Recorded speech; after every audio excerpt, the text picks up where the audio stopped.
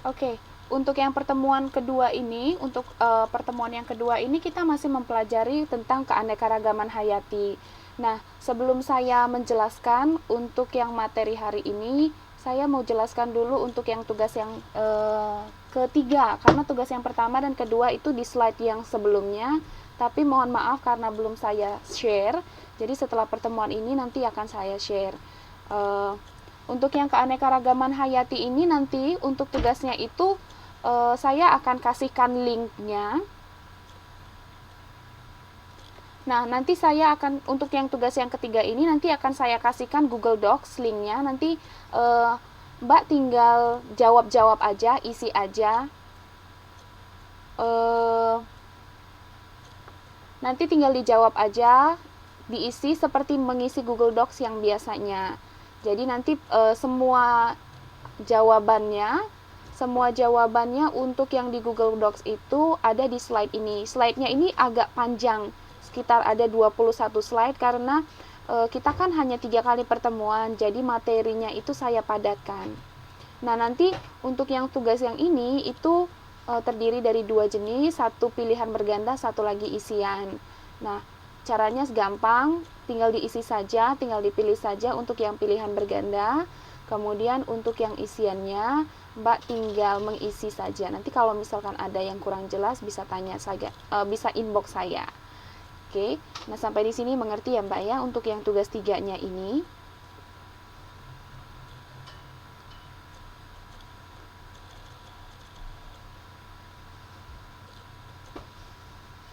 Oke. Nah, untuk tugas yang 3, kalau semisal ternyata jawabannya tidak ada di dalam slide, itu Mbak bisa lihat langsung di Google untuk jawabannya. Jadi bisa cari informasi lebih lanjutnya itu di Google. Oke. Nah, sekarang saya lanjutkan saja ya. Untuk materi hari ini, karena kita waktunya hanya tinggal 36 menit. 36 menit, sementara materinya banyak, nanti Mbak bisa baca sendiri ya.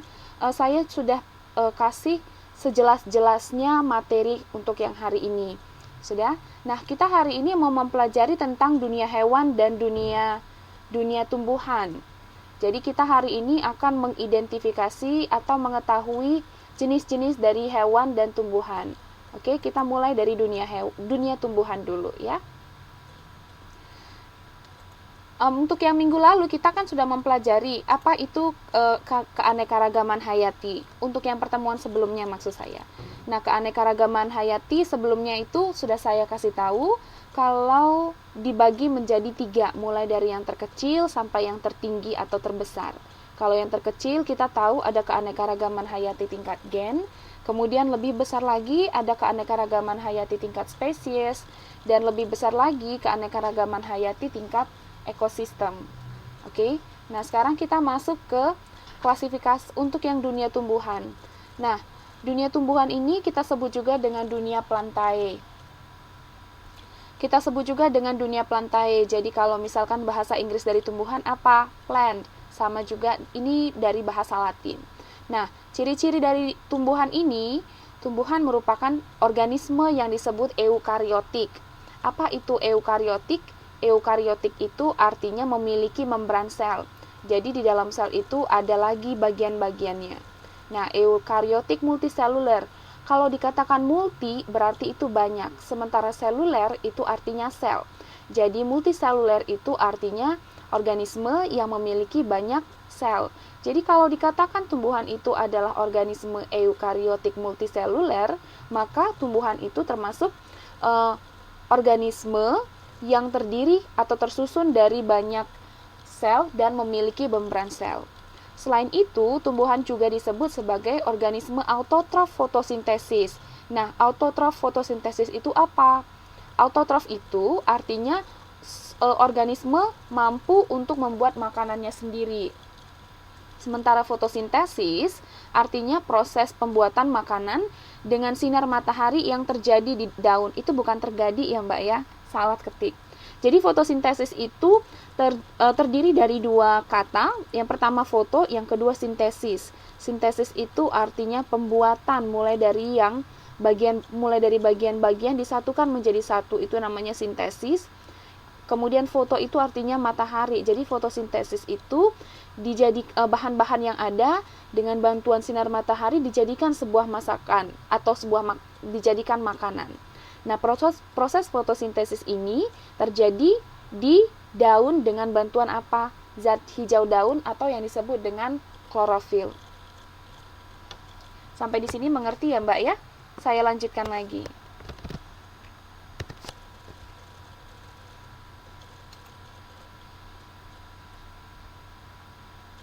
Nah, ini dia, berdasarkan alat perkembangbiakannya, tumbuhan dibedakan menjadi dua. Yang pertama, itu disebut sebagai tumbuhan yang berspora. Yang kedua, itu disebut sebagai tumbuhan yang berbiji. Nah, contoh dari tumbuhan yang berspora itu adalah lumut dan tumbuhan paku. Jadi, untuk lumut dan paku, mereka berkembang biak dengan spora. Sementara untuk tumbuhan berbiji, berkembang biak dengan biji. Oke, nah spora itu bentuknya seperti serbuk kecil, serbuk kecil. Nah, nanti ini spora ini akan terbang terbawa angin, kemudian akan jatuh di satu tempat atau satu lingkungan, kemudian akan tumbuhlah sebuah organisme yang baru. Oke, begitu juga dengan tumbuhan paku. Nah, ini tumbuhan paku mulai dari paku muda, kemudian menjadi paku dewasa, kemudian nantinya akan menghasilkan spora. Jadi satu spora akan menghasilkan satu tumbuhan kecil. Itu makanya kalau misalkan dikatakan kalau misalkan kita melihat jamur itu ketika kita melihat satu jamur di satu tempat, ada kemungkinan besar ada jamur lain di tempat lain yang tapi masih berdekatan, karena ini membuktikan bahwa spora jamur tersebut jatuh di tanah yang berdekatan. Oke? Nah, ini tentang perkembangbiakan tumbuhan paku dan lumut. Nah, kita masuk ke klasifikasi lumut. Nah, lumut itu semuanya tahu kan? Biasanya lumut suka hidup di lingkungan yang bagaimana kalau saya boleh tanya?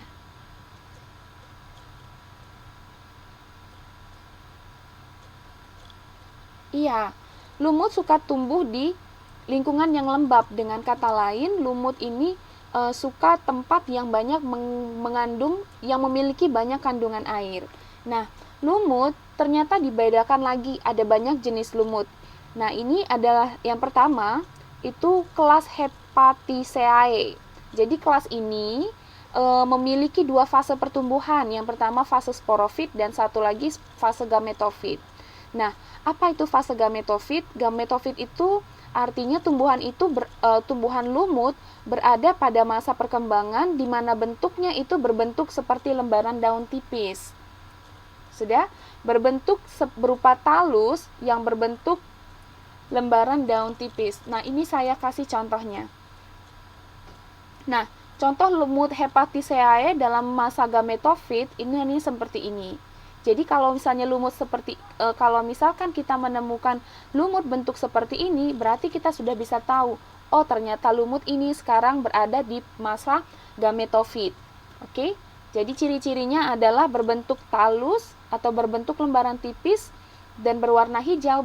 Biasanya itu muncul di mana? Di batu-batuan yang sering terkena air. Oke?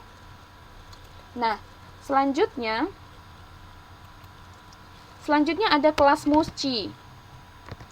Kelas musci ini berbeda dengan lumut yang kelas Hepaticeae yang tadi. Kalau yang tadi itu berbentuk lembaran-lembaran, kelas musci ini memiliki akar yang berupa rizoid. Rizoid itu disebut sebagai akar tinggal dan batang dan daun. Jadi lumut yang kelas yang ini itu sudah kita bisa lihat akarnya ada, batangnya ada, kemudian daunnya ada. Jadi kemudian lumut kelas yang ini bereproduksi aseksual. Apa itu aseksual? Aseksual itu artinya tidak melalui perkawinan. Jadi kelamin jantan dan kelamin betina itu tidak bertemu. Jadi reproduksi aseksual untuk kelas musci itu dengan membentuk kuncup pada cabang-cabang batangnya. Sementara reproduksi seksual melalui peleburan gamet jantan dan gamet betina yang nantinya akan membentuk spora. Oke? Nah, Untuk kelas musci contohnya seperti ini.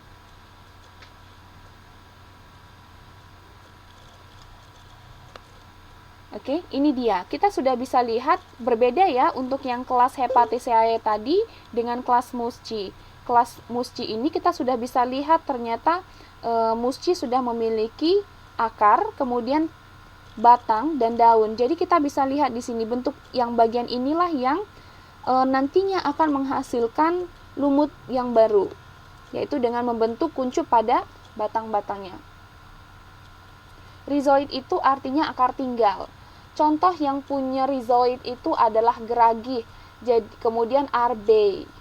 Jadi dia akarnya itu berada biasanya terdapat pada tumbuhan yang merambat.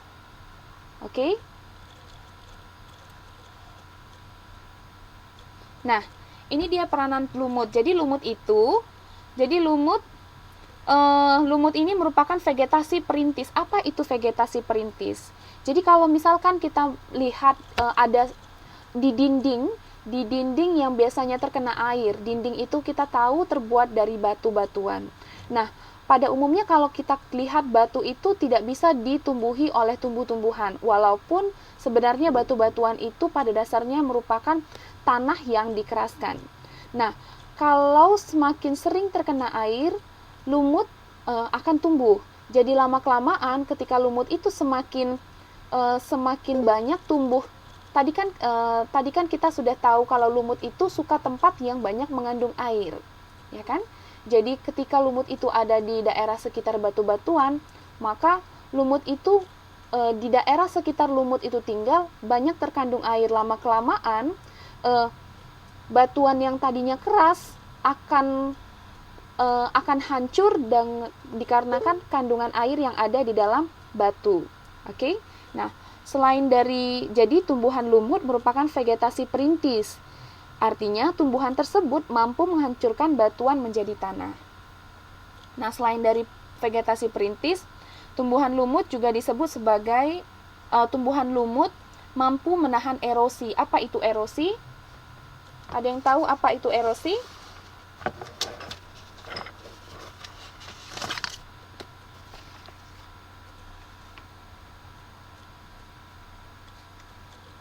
Pengikisan tanah. Iya, benar. Pengikisan tanah oleh apa?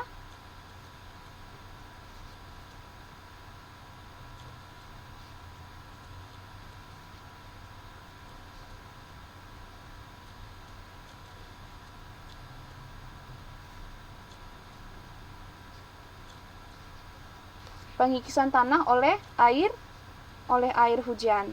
Iya, benar. Jadi dengan adanya lumut, maka erosi itu kemungkinan kecil terjadi di sekitar hutan. Kemudian mengurangi bahaya banjir karena sifatnya yang mampu menahan air dan mampu menyerap air. Nah, selain daripada itu, ternyata ada lumut yang mampu digunakan sebagai obat dan bahan pengganti kapas. Oke? Nah, selanjutnya kita belajar tentang tumbuhan paku-pakuan. Jadi, tumbuhan paku-pakuan ini memiliki pembuluh xilem dan pembuluh floem. Nah, kedua pembuluh ini berfungsi dalam proses transportasi di tumbuhan. Jadi, kedua pembuluh ini berfungsi untuk mengangkut bahan-bahan makanan ke daun yang nantinya akan diproses dalam proses fotosintesis untuk membuat makanan, dan kemudian sebaliknya akan mengedarkan sari-sari makanan hasil dari proses fotosintesis tersebut ke seluruh bagian tubuh tumbuhan. Nah, tumbuhan paku-pakuan kita kenal dengan sebutan Pteridophyta. Dan Pteridophyta ini memiliki dua macam bentuk daun, yaitu tropofil dan sporofil. Jadi sama seperti lumut tadi, tumbuhan paku memiliki dua fase pertumbuhan. Yang fase pertumbuhan yang pertama itu perkembangbiakannya dengan cara aseksual, yaitu dengan menggunakan spora, dan yang kedua itu adalah fase pertumbuhan di mana perkembangbiakan dilakukan melalui proses perkawinan, ya, yaitu bertemunya gamet jantan dan gamet betina. Oke, kita lanjutkan ya. Nah, ini dia jenis-jenisnya. Oke, jenis-jenisnya itu ada 3 berdasarkan bentuk dari spora. Bentuk dari sporanya. Yang pertama kita lihat ada homospor. Jadi kalau dikatakan homo itu artinya satu jenis. Jadi untuk tumbuhan paku yang jenis ini memiliki spora yang sama. Oke, memiliki spora yang sama. Bentuknya sama, jadi tidak dibedakan jantan dan betinanya. Sementara heterospor itu artinya berbeda. Heterogen artinya berbeda-beda. Jadi tumbuhan paku yang jenis ini memiliki 2 macam spora, yaitu spora yang besar dan spora yang kecil. Biasanya kalau misalkan di tumbuhan itu berbeda sifatnya dengan yang di manusia. Jadi segala sesuatu yang besar itu biasanya diidentikan dengan betina, sementara yang ukurannya lebih kecil itu diidentikan dengan jantan. Jadi kalau makrospora itu adalah kelamin betina, spora betina, kemudian mikrospora itu adalah spora yang jantan. Oke. Nah, jenis yang ketiga ini peralihan. Dia memiliki jenis bentuk spora yang sama, tetapi jenis kelaminnya berbeda. Oke. Jadi spora yang sama, jenis kelaminnya berbeda. Sampai di sini mengerti ya, Mbak ya?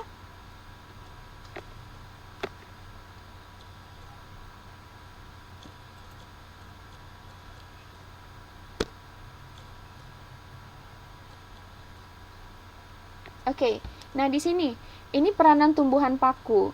Ada yang bisa dijadikan sebagai tanaman hias, contohnya suplir, kemudian media untuk menanam anggrek, kemudian dikonsumsi manusia untuk dimakan, lalu untuk mengobati luka. Ini untuk tumbuhan paku. Oke. Nah, ini contohnya adalah tumbuhan yang digunakan sebagai tanaman hias. Semua sudah tahu ini tumbuhan apa ya?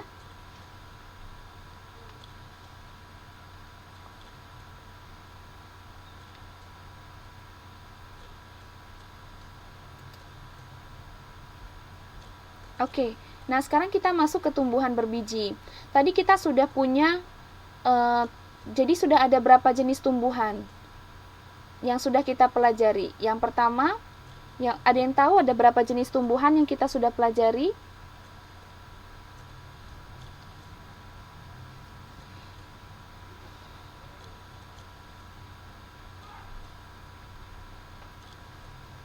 Jadi kita sudah mempelajari 3 jenis tumbuhan ya Mbak ya. Yang pertama itu tumbuhan lumut, yang kedua itu disebut tumbuhan paku atau Pteridophyta, yang ketiga disebut sebagai tumbuhan berbiji. Nah, jadi tumbuhan berbiji ini pun dibagi lagi menjadi 2 jenis berdasarkan bijinya ya. Yang pertama itu disebut ada tumbuhan yang berbiji terbuka. Nah, berbiji terbuka artinya tidak memiliki ovarium. Jadi kelamin betina itu berupa makroskopil atau daun buah yang berukuran besar. Sementara kelamin jantannya berupa mikroskopil atau daun buah yang berukuran kecil. Jadi contohnya itu adalah tanaman hias, tanaman obat dan bahan suplemen atau ginkgo biloba. Jadi ginkgo biloba ini banyak kita temukan di suplemen-suplemen. Fungsinya untuk apa? Untuk meningkatkan daya ingat.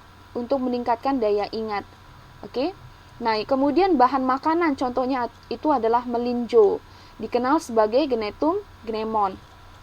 Dan bahan pembuatan kertas atau ini adalah pohon pinus ya. Jadi pohon pinus itu termasuk tumbuhan yang berbiji terbuka. Oke. Nah, selanjutnya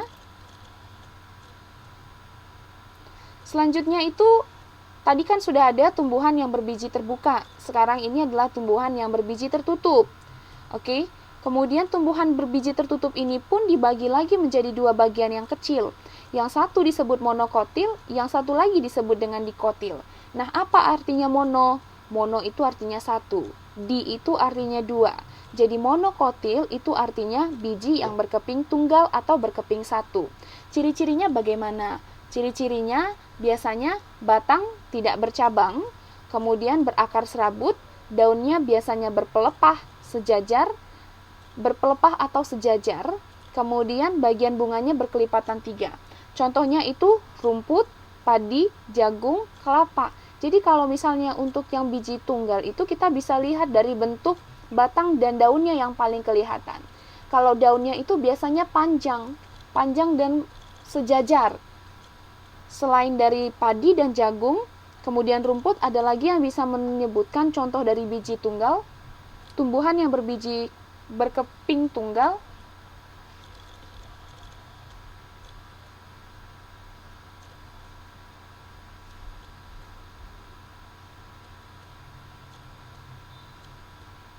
Ada yang bisa menyebutkan contoh lain, contoh tanaman lain yang berkeping tunggal? Sawit, iya benar. Pohon sawit. Kenapa pohon sawit termasuk berbiji tunggal? Karena kalau misalkan kita lihat dari daunnya itu termasuk yang berpelepah. Ya. Oke. Nah, berarti sudah mengerti sampai di sini ya. Kemudian kalau tebu itu apakah termasuk berbiji tunggal?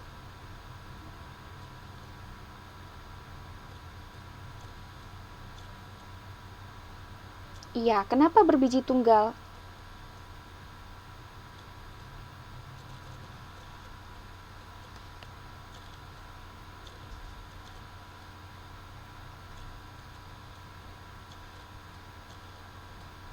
Iya, karena daunnya panjang dan sejajar. Oke, sampai di sini berarti sudah mengerti ya. Nah, selanjutnya itu berkeping dua atau yang disebut sebagai dikotil. Ciri-cirinya kita bisa lihat daunnya menyirip atau menjari. Kemudian akarnya tunggang, lalu batangnya bercabang, bagian-bagian bunga berkelipatan 4 atau 5. Jadi kalau kita lihat sebuah tanaman, satu batang tanaman itu memiliki cabang, kemudian kita lihat lagi daunnya itu menyirip atau menjari, maka itu bisa kita pastikan kita bisa pastikan tumbuhan itu merupakan tumbuhan yang berkeping dua atau dikotil. Di sini contohnya mawar, jati, bunga matahari, mangga. Ada lagi yang bisa menyebutkan contoh tumbuhan yang berkeping dua. Biasanya berkeping dua atau dikotil lebih banyak yang bisa ditemukan daripada yang monokotil. Kopi. Kopi bisa dikategorikan sebagai berkeping dua. Ada lagi yang bisa?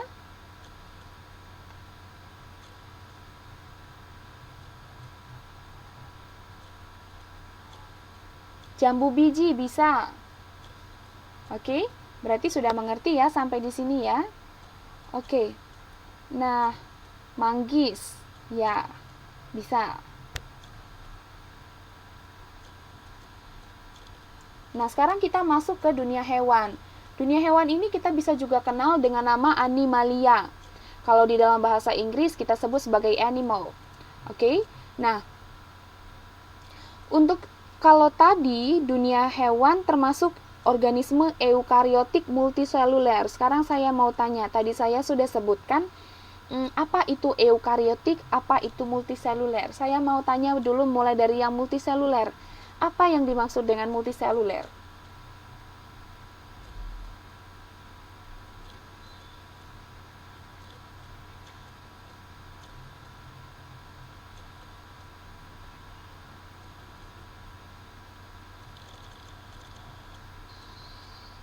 Ada yang tahu apa arti multiseluler?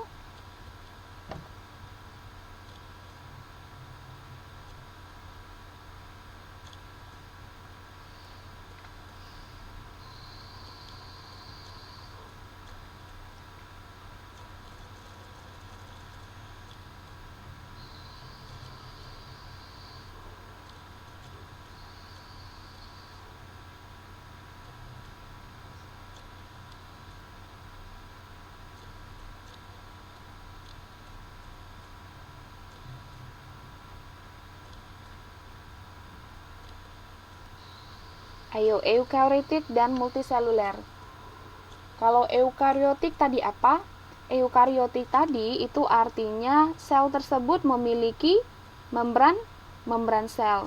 Sementara multiseluler itu artinya organisme tersebut tersusun atas banyak sel. Jadi kalau dikatakan organisme merupakan organisme eukariotik multiseluler, berarti hewan itu termasuk organisme yang tersusun atas banyak sel dan memiliki membran sel. Oke. Nah, selain itu, hewan termasuk organisme heterotrof, artinya tidak mampu memproduksi makanan sendiri. Berbeda ya dengan tumbuhan atau plantae tadi. Kalau tumbuhan atau plantae kita sebut sebagai organisme apa? Ada yang masih ingat?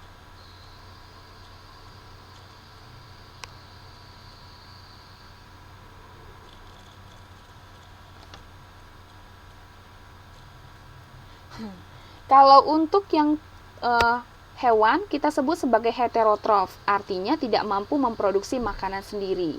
Tapi kalau untuk tumbuhan kita sebut sebagai organisme autotrof. Auto itu artinya sendiri, kemudian sehingga autotrof itu artinya mampu membuat makanan sendiri. Oke. Nah, lalu berdasarkan ada tidaknya tulang belakang, animalia dibedakan menjadi dua kelompok. Yang pertama, vertebrata atau memiliki tulang belakang, kemudian invertebrata yang tidak bertulang belakang. Nah, sekarang saya mau tanya, kalau manusia itu termasuk vertebrata atau invertebrata?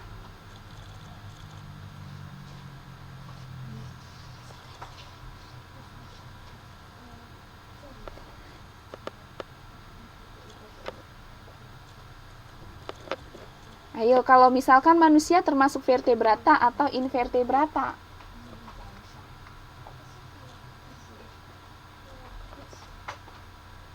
Iya, vertebrata, karena manusia memiliki tulang belakang. Oke, sampai di sini mengerti ya? Kita lanjutkan lagi. Nah, kemudian yang vertebrata. Untuk yang vertebrata, tadi kan saya sudah katakan bahwa vertebrata adalah hewan yang bertulang belakang. Jadi, vertebrata ini kita kelompokkan lagi menjadi 5 kelas. Yang pertama itu adalah Pisces, kemudian amfibi, kemudian ada reptil, kemudian ada aves, dan ada mamalia. Oke, nah kita lihat dulu yang Pisces. Pisces ini kita bisa kategorikan ke dalam kelompok ikan-ikanan. Jadi biasanya Pisces hidup di air, baik itu air tawar maupun air asin. Oke, jadi sebagian besar sebagian besar organisme Pisces merupakan hewan yang ovipar. Apa itu ovipar? Ovipar itu artinya bertelur. Jadi hewan Pisces ini adalah hewan yang berkembang biak dengan cara bertelur. Kemudian bereproduksi dengan fertilisasi eksternal. Apa itu fertilisasi? Fertilisasi itu artinya perkawinan. Jadi mereka melakukan perkawinan di luar tubuh. Oke, jadi perkawinan itu terjadi ketika betinanya sudah melepaskan sejumlah telur kecil.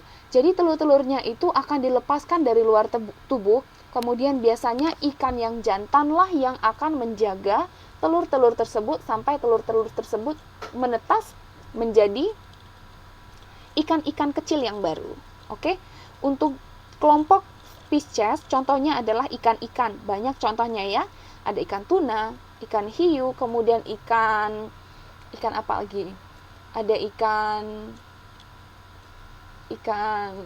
ikan mas, ada pokoknya semua jenis ikan deh. Oke. Nah, yang kedua itu adalah kelas amfibia. Nah, untuk yang kelas amfibia ini, itu merupakan kelompok hewan atau kelompok makhluk hidup yang mampu hidup di dua alam. Jadi bukan berarti kalau dia itu mampu di saat yang sama, mampu berganti-ganti lingkungan hidup dari air langsung ke darat, bukan seperti itu. Jadi, maksudnya seperti ini. Pada saat metamorfosis awal atau contohnya adalah katak. Pada saat menjadi berudu, katak berudu biasanya hidup di air, kemudian bernafas dengan insang. Kemudian ketika dewasa menjadi katak dewasa, katak ini akan hidup di darat dan kemudian akan bernapas dengan paru-paru. Oke?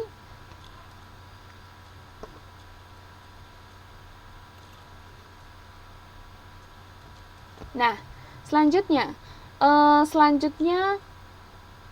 adalah reptilia. Nah, reptilia ini kita kenal dengan hewan yang merayap. Kalau dikatakan merayap berarti bergerak dengan menggunakan tubuhnya. Menggunakan bagian perut ya. Jadi tubuhnya ini dilapisi oleh sisik kering dan tebal yang tersusun oleh zat tanduk. Jadi kalau dikatakan zat tanduk ini biasanya keras dan tebal. Nah, di tubuh kita juga memiliki zat tanduk. Contoh zat tanduk kita yang di tubuh kita itu apa? Kuku. Jadi kuku kita ini tersusun atas zat tanduk. Contoh untuk yang hewan reptil adalah kadal, ular, buaya, dan kura-kura. Nah, kemudian aves. Aves ini yang paling sering kita lihat ya. Aves ini disebut sebagai unggas-unggasan atau kelas burung-burungan. Jadi, ciri-cirinya kita lihat. Yang pertama, tubuhnya itu ditutup oleh bulu dan memiliki sayap. Jadi kita perlu bedakan penggunaan bulu dan sayap. Jadi kalau dikatakan bulu, bulu biasanya memiliki tulang. Contoh yang dikatakan bulu itu adalah yang menutupi tubuh burung atau ayam atau sejenisnya. Sementara rambut itu yang menutupi tubuh hewan bukan aves. Oke? Jadi kalau misalkan monyet tidak ditutupi bulu sebenarnya, tapi ditutupi oleh rambut. Oke? Jadi banyak yang salah konsep kalau untuk membedakan antara bulu dan rambut. Rambut itu biasanya memiliki akar dan bentuknya itu halus. Nah, kita lihat lagi ciri-ciri dari aves atau unggas ya. Kita lihat tubuhnya tertutup oleh bulu dan memiliki sayap. Kemudian aves memiliki 9 kantung udara atau pundi-pundi udara yang berfungsi membantu pernapasan pada saat terbang.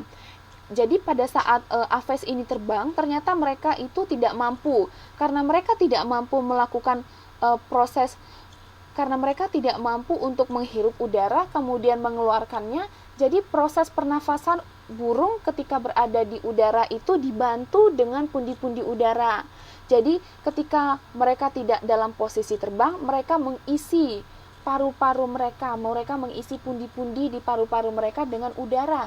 Jadi ketika mereka terbang, mereka menggunakan udara yang ada di pundi-pundi tersebut untuk bernapas. Jadi ketika saat pundi-pundi udara di dalam pundi-pundi itu sudah habis, itu waktunya mereka untuk mencari tempat. Biasanya mereka akan bertengger di pohon, kemudian mengisi pundi-pundi udara mereka dengan udara sebelum akhirnya mereka melanjutkan untuk terbang kembali. Nah, akan tetapi ada juga aves yang tidak memiliki pundi-pundi udara. Kenapa? Karena mereka tidak terbang. Contohnya apa? Ayam, penguin, kemudian jenis burung lain yang tidak terbang. Contohnya apa? Ada burung flamingo, kemudian burung onta. Ini jenis burung jenis unggas yang tidak memiliki pundi-pundi udara karena mereka tidak terbang. Oke, jadi pada intinya fungsi organ-organ tubuh kita ini disesuaikan dengan fungsinya. Jadi untuk hewan yang tidak terlalu memerlukan suatu organ, maka dia tidak memiliki organ tersebut. Oke.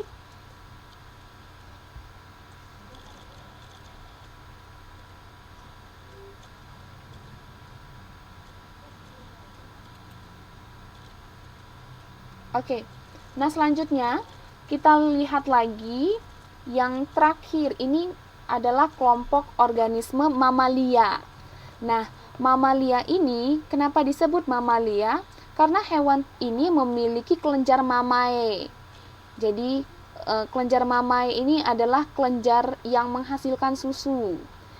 Nah, contohnya, jadi biasanya hewan-hewan yang memiliki kelenjar susu adalah hewan-hewan yang melahirkan. Seperti manusia juga memiliki kelenjar mamae. Jadi kalau manusia dikategorikan ke dalam kelas animalia, maka manusia juga bisa dimasukkan ke dalam kelas mamalia. Kenapa? Karena memiliki kelenjar susu. Oke? Iya, contohnya sapi dan kambing. Contohnya sapi dan kambing. Kemudian ada lagi yang bisa menyebutkan contoh untuk kelenjar mamae, organisme mamae.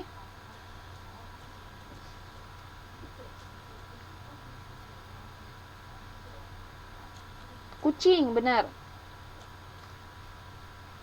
Oke.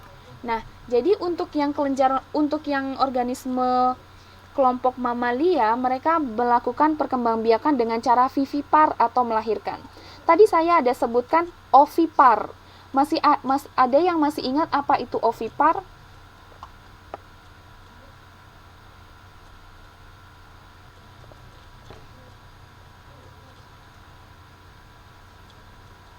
Tidak melahirkan.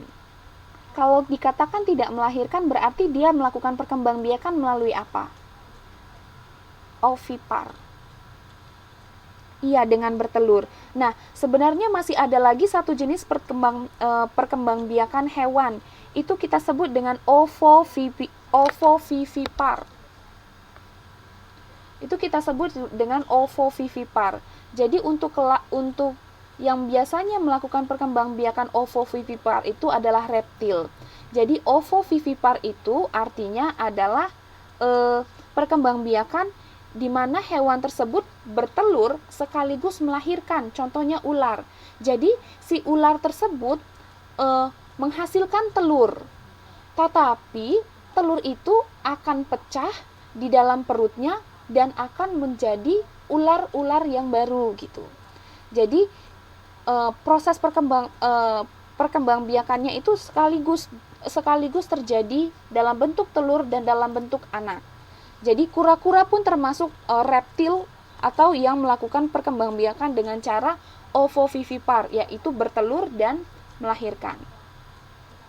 Kalau ikan tidak melakukan perkembangbiakan dengan ovovivipar. Jadi yang biasanya melakukan perkembangbiakan dengan ovovivipar adalah kelompok vertebrata reptilia. Oke? Nah, contohnya lainnya adalah kadal, ular, buaya, dan kura-kura. Jadi keempat contoh ini melakukan perkembangbiakan dengan bertelur sekaligus melahirkan. Sampai di sini ada lagi yang mau ditanyakan?